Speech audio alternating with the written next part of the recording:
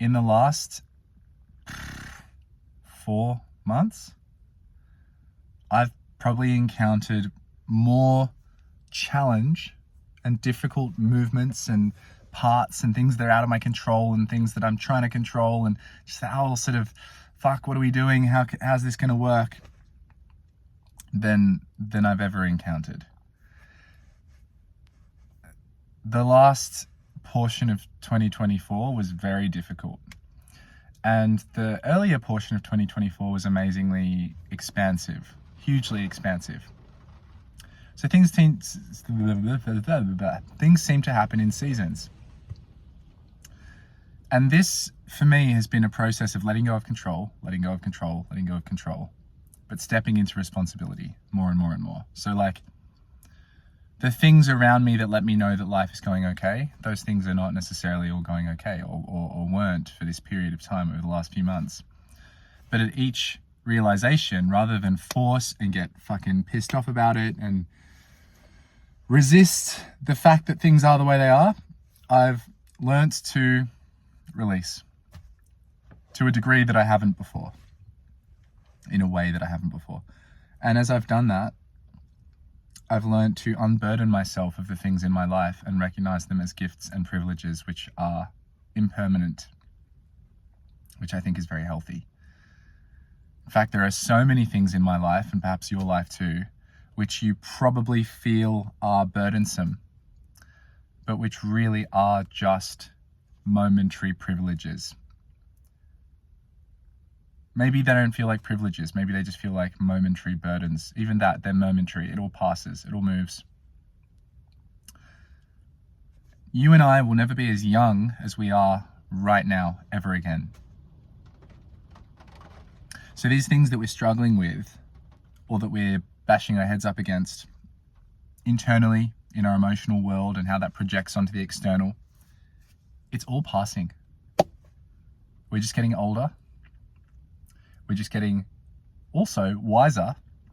There's never been a version of you and I that are wiser than we are right now, that are more capable of handling our life circumstances right now. This is it. This is as wise as we get. Now we're even wiser. Now we're even wiser. Now we're even wiser.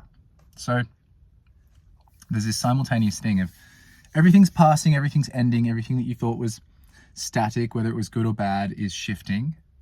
And at the same time, you are the sum total of all of the experience you've had. So you can be the beneficiary of all of that wisdom if you choose to accept it. Accepting it is the release part. When we release the need to control things that we can't, and when we stop beating ourselves up, because we're the ones who suffer when we resist stuff, like we're the ones who cop it. Life doesn't just change because you think it should be different. Unfortunately, it doesn't just reorganize to your will. Only you can adjust the way you address, see, respond, and then things can move in a direction that you can influence to some degree. So the release brings a sense of agency and choice. I choose how to be under these circumstances. I choose how to be under these circumstances. What I've started to realize is that no matter what happens outside, I can still choose my focus. Like if I allow myself to. Sometimes I don't want to allow myself the freedom. Do you ever do that? Do you ever realize, hang on a sec, in this moment, like I could be okay. But then your ego comes in and says, nah, you're not okay. You got all these reasons to be hung up. And so you go and you act as if you're hung up. And then you feel even more hung up because you're participating in that merry-go-round of behavior and response and reaction and perception. And it's like that whole pain, frustration, anger, guilt cycle, as opposed to the, well, can't do anything about it. Might as well forgive myself for thinking that I could. Might as well free myself of the thought that I've done something wrong, and might as well use that energy to actually create what I would rather have. That's the other opportunity. So the more things get moved and shifted under you, the more they get taken away, the more they get added on, the more there are things happening and you're like, oh my God, what the hell? Really? This as well? This and this and this? All at once? Oh, when it rains, it pours. The more that happens, the more you're like, oh, well, okay, let go, let go, let go, let go, let go. But what am I not going to let go of? The direction that I'm moving in. And the direction that I'm moving in is not just the external, I want to go to Costa Rica. I was going to say Puerto Rico, Costa Rica, and then I almost said both at once. Puerto Rica. So the direction is much more here. It's like, how do I want to occupy my own being? No one can choose that for me. How I choose to occupy my own being and how I choose to move in my body and how I choose to, like the intent that I choose to bring through my mind, no one can choose that for me. There can be layers of stuff that feels stuck or restricted or conditioned, but no one can choose how I come through that conditioning other than me. So when you realize that you can own that, really own that, then you realize that no one will ever be able to take that away from you, ever, no matter what happens. Then you just think, oh, well, that's a safe place to be, isn't it? That's a steady, safe place to be amongst a changing world. I can kind of choose to come through my experience. I can choose to come through my experience in the way that feels most life-giving right now. Really life-giving. Not good, not right, not wrong, not should. Life-giving for me right now in this moment. And then I reassess in the next moment. So when that becomes your steady ground, and the things externally don't matter as much, then the things externally can come and go and you can invite them or let them go with ease either way. So I think you can have things you haven't had before because there's less pressure on having them. There's less projection of importance onto them. And so it's like, yeah, if I want a new car, I'm going to get a new car. I'm going to buy this fucking car. My bank account, well, yeah, I have a certain habitual relationship with money. Well, my relationship with money can change from day to day. I can use it how I wish to use it. Anything in life that seems familiar, you can come through it in a different way if you need to. You can use your resources in whatever way you need to at any point in time. These rules about shouldn't. Fuck it. Fuck it, man. Seriously. Life's always happening from here, not past, not future. Here, now. It's always happening from now, through you. Through you this way, coming in, and through you this way, coming out. This is the middle. This is the point where there is no right and wrong. This is the point where you exist as a happening to and through the world. You happen through yourself to and through the world. And the world happens through you. And it's all now. Always now. Now is always fresh. It's never the same. Something has always changed relative to the last moment. And that is the constant. This ability to consistently undefine and redefine. And undefine and redefine. And undefine and redefine. Make this life what you want to make it. And then what you move towards in terms of external goals or manifestations of personality traits, that's a separate matter. You can choose who you want to be. But first you choose how. How am I going to be? Because who you are comes through how you respond to things. They're the same. They're tied in. They're just separate steps. You could think of someone okay, Jesus, what would Jesus do? That's like a typical thing. What would Jesus do? All right. So you can kind of think of a person and you can think of how that person would behave. But you can also just think to yourself, how would I like to respond to things? Like, what's the energy that I want to cultivate? And I might not know who that is. I might not have seen that person before. There is no Jesus of this realm that I'm talking about. There is no Buddha. There is no Trump. There is no Batman. There is no Gwen Stefani. It's just, how do I want to respond? There doesn't need to be a model for that you've seen before. There doesn't need to be a model for that you've seen before. You can respond to things your way. And when you do that and you really step into that creative power amongst all of the change of life, then everything becomes kind of inspiring. But for it to be inspiring and feel good, you have to then let it out. So let's say there's a series of events that have happened in your life. You choose to see them in a particular way. You choose to dissolve the meaning that you've been conditioned to invest in. You choose to just make what you want to make of it. That is then inspiring because everything is being invited in to transform within you, but then you have to be able to express it and do things, say things, speak things, move in a way, act in a way that you embrace, that you're okay with. Otherwise, all of that inspiration comes in and all of that life energy comes in, and you've already got life energy coming through you, and you just grip it and you just stifle it, you just fucking hold on to it, and it just starts to rot and pressurize and become stagnant and rancid, and it metastasizes. Brene Brown, I saw a little YouTube clip of her. She wrote Daring Greatly, I think. Did she? Yeah, I haven't even read it, but she said that unexpressed creativity is not benign. And I think I agree with this. I actually think that unexpressed creativity can be very damaging, because what you think of what it is. It's stifled, distorted life force. And even in the case of love, life, live, laugh, love. But love and life are things that I almost see as like the same thing. It's like a word that expresses the same thing. Life wants to unfold, it wants to bloom, it wants to flourish. So does love. So in interpersonal relationships, when we think of love, it's the unexpressed love that hurts when you grieve at the end of something.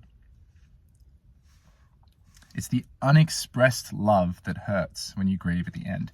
Because if you'd expressed the love beautifully, really beautifully, and if it had been received, then what would there be to grieve? Like, what would there be to grieve? It's just change, but there's no life missing. The relationship you had was so full of it already. It couldn't have been more full. It couldn't have been more expressive of love. So there is nothing other than the desire to have more, but if you've really loved well, then there's a sense of peace, even with loss. And I know this because I've lost my brother. And my brother and I had a really good relationship. We were very expressive with our love for one another. So there wasn't the same grieving for me that there has been in other situations when that love hasn't been expressed well. And that's why I started to realize, hang on a sec, all of the anger, all of the sadness, all of the hurt, all of the need to control that comes up through every area of our life in subtle ways, not just relationships, but this unexpressed love comes up in all kinds of ways and restricts us, and we stifle ourselves and we get all twisted and fucked up. That's what it is. It's just unexpressed love. It's just life force that you haven't allowed to come through you because you've been trying to control how it expresses. You're still trying to control the external world and how the external world sees you, how you see yourself. It's all, I have to control all of this. I can't be surprised. But if you let yourself be surprised, if you let yourself try something, if you let yourself express something, and you know in your heart that you have to do that, and you just embrace what comes with that, and you just, oh, well, I had to express it,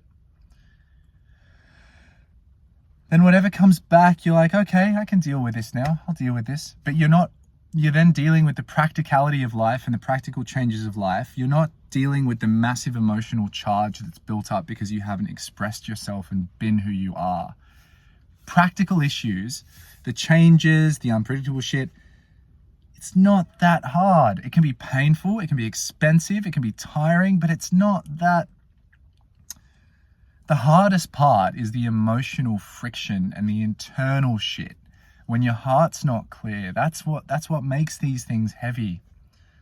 And you and I both know this because there are things that you do in your life which are very light, even though they're quite difficult. They're light for you. There are other things in life that seem like they should be so fucking easy. It's so simple, but you can't fucking do it because there's a blockage. Because life isn't expressing itself through you smoothly. in that moment, in that task, through that pathway, through that outlet. So when you recognize that the things happening around you on the TV screen of life, that immersive, sensory, beautiful, fucking 5D TV screen, I'm not trying to diminish how rich life is, but when you acknowledge that everything that's happening is kind of just color and sound, there is meaning, but a lot of it is storytelling. When you acknowledge that that story is kind of within your control, but that the colors on the screen aren't, the things other people do out there aren't, but your interpretation and what you make it mean to you is. When you recognize that you can't go and like grab that rainbow and pull it into a different shape, it's out there. You just have to appreciate it as it is. Just whatever you're looking at, you just have to fucking appreciate it as it is. Whether a human being, a project, you just have to appreciate it as it is. You cannot change it. You can only change how you choose to be in its presence. It's all you can ever do. Everything else is a fucking delusion. You can't.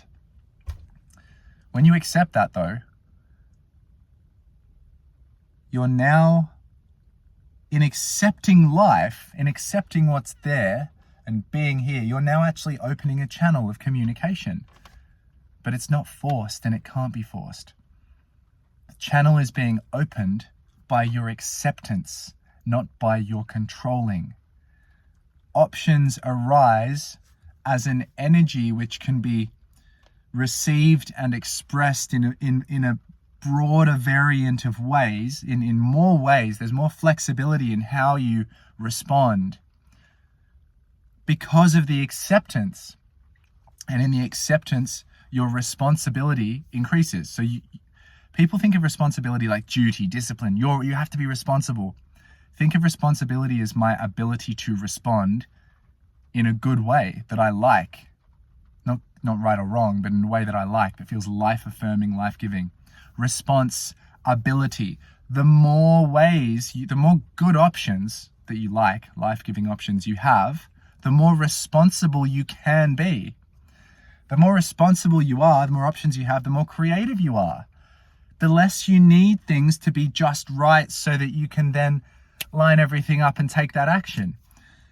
Things don't have to be just right. Everything's lined up for you because you're accepting that it could go anyway. And so you're like, yeah, that'll line up, that'll line up, that'll line up, that'll line up, that'll line up, because I'm going to accept it all and because I'm still clear on how I choose to be. Still clear on how I choose to be. If you can choose how to be in reference to even the most difficult fucking experiences, like if you can suffer, and if you can choose your suffering by accepting fully your suffering and stepping into responsibility to choose how to relate to your suffering, or to witness yourself relating to your suffering in some way, to at least witness that you are in relationship with your suffering, that you are not the suffering. If you can step into that, fuck, that's powerful. That's so much more powerful than any level of external control you could have, because it can't be taken away. This is the last thing that I want to finish on. A lot of people go through loops of sabotage in their life, including myself and including clients I work with. And this is a natural mechanism. Everyone's like, oh, get rid of self-sabotage, get rid of self-sabotage. It's a natural fucking mechanism. The reason we have this self-sabotage mechanism is because we want to prove to ourselves that we are deeply, profoundly independent and that we have access to a level of peace which transcends all levels of conscious control. That's why we go to dark places. That's why we sometimes choose dark places. We go there because we know that we need to forget our tools. We need to go blank and, oh no, what was it that guy said, that good advice? Fuck, I can't remember. We need to find ourselves in this shit without a fucking paddle, because only when we're there do we realize at a deep level, like at a soul level, at a fucking deep level, that we are okay. We can't ever trust that fully if we think that it's the external things making us okay. Now, at the physical level, at the health level, at the practicality level, at the contributing to the world level, you know, constantly being in shit conditions is not going to allow you to express your most beautiful work. But you can still have a really beautiful process, and you can think of the process like training. So if you go through really difficult times in your life and you choose your suffering and you step in and you immerse in the depths in the soil and you recognize and like who you are in that space, you find who you are in that space. You might not know who you are as a person, but you at least find a level of, I am that which sees and responds. If you know who you are at that level, if you can do that as often as possible, good days, bad days, it's all the same to you. Triumph and disaster, imposters, as Rudyard Kipling would say. If you can do that, then that's like training hard to fight easy. So then when you get into a really, really beautiful scenario, when you're in the right room with the right people and the sun is shining and there's creative tools and there's different ways to express, having that deep level of inner capacity will then start to shine. So trust that. Trust that choosing your suffering, surrendering control, but stepping into clarity on how you would like to be and who you are. Trust that when you find yourself in the right place, that's going to shine through. And also recognize, we need to sort of surrender some control, but we also do need to make active steps to put ourselves in the best possible situation to express life through us and to receive life. That's your duty as a biological organism. That's your biological imperative. You have to take care of yourself. You have to take care of yourself. And whenever you wonder, should I take up more space in life, or am I doing too much? Am I doing enough? Think, who benefits from you taking up less space? Who benefits from you taking up more space? The question isn't about how big you go, how good you are, how successful you are. The question is, are your intentions pure? Pure means honest. It means, do you know what you're intending to do? Are you being fucking transparent? It doesn't mean, I'm going to save the world, I'm a martyr. No, just be honest. Be honest. Honest and transparent. Accept what you desire. Go for what you desire. Be honest about what you desire. Don't lie to yourself and don't lie to others. And it's all good. This world is consent-based. So if you're honest and clear and truthful with an open heart, I mean, that's it. You're honest, truthful. You're giving life an opportunity to organize around you and you're showing yourself. And that's good, okay? So take up space and be honest about why you want to take up space. A lot of people don't want to take up space in life and succeed because they don't want to be honest. They don't want to be transparent. They don't want to be seen as who they are. They're not willing to be truthful. So of course they don't want to take up space. And of course there's self-doubt. But if you're fucking truthful, take up space. Do things, express things, take it in, let it go. Become a conduit for life in all kinds of different ways. I'm getting fired up. So yeah, you got to take steps to take care of yourself. I'm talking to myself as well. I'm talking to you, of course. Like, I share things with you that are present for me. This is how it works. This is how we relate as humans. This is how we help each other. We reflect. So be willing to let go, be willing to surrender. But part of the surrendering is choosing again and again and again and again and making the choice. Not the right choice, not for someone else, not because you should. Choose what you like. Choose what is alive in you. And then surrender what's not that. Rain, hail, or shine, motherfucker. Let's fucking go. Let's go. Live through here. Rain, hail, or shine. Live the way you want to live. Be alive. Rain, hail, or shine. Do not let external conditions dictate who you are. They can't. You can only give your power to them. Step into that. Doesn't matter how you weave through life. There's infinite ways to weave, man. Infinite ways to weave. Things can go so many different ways. At the end of the day, you're the one who makes peace with the journey or doesn't, and decides to enjoy the ride or doesn't. You can't fucking predict everything, and there's no right way, and it's never been done before. You've never existed before. So that's it. All right. Cool. First video in the new ute, bought from the neighbor as a transport solution because the van is not doing well at the moment. Hopefully it's a minor issue, but if it's a major issue, I'm gonna have to wait for a while to get it serviced anyway. So I had to buy this ute so that I had transport, because I'm not gonna fucking sit inside for weeks on end doing fucking nothing in a humid place with a fucking dog, not surfing. Like, that'd really mess with me. So I'd rather, you know, own 2 cars for a while, be a bit like, ooh, a bit stretched, but at the same time, at least we keep the flow going. Yeah, we keep the energy going. The river flows in different ways. We take that life pressure, we find an outlet and we go for it, and we don't second guess, we just fucking own it. And we redirect. We trust. So yeah, we'll see what happens. We'll see if this ute stays. We'll see if the van gets better from its sickness, and then the ute goes. We'll see what fucking happens. But yeah, thanks for watching this video. Peace.